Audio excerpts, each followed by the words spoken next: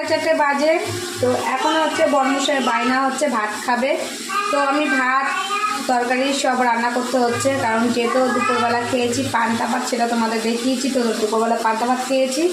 তো এখন গুড ইভিনিংয়ে, এখন তো গুড ইভিনিং হয়ে গেছে। তো এখন বলছে বর্মশাই ভাত খাবে।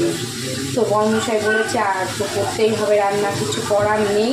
তাই চলে আসলাম রান্নাঘরে। তো চলো আমি কি রান্না করছি আর কি বর্মশাইকে খেতে দেবো এখন বিকেলবেলা গুড ইভিনিংয়ে, সেটা তোমাদের দেখাই। তো চলো দেখো।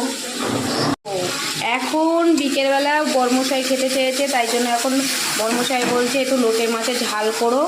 তাই লোটে মাছের ঝাল করছি। লোটে মাছ খেতে তোমরা কারা কারা ভালোবাসো অবশ্যই জানিও। আর লোটে মাছটা তোমরা কীভাবে রান্না করো? এইভাবে ঝাল ঝাল করে কষা কষা করে করো? মানে এটা কিন্তু একদম পুরো ভাজা ভাজা টাইপের করবো আমি। তো একদম পুরো কষা কষা করবো। আর হচ্ছে এই যে ভাত করেছি গামলার মধ্যে করে, ভাত করে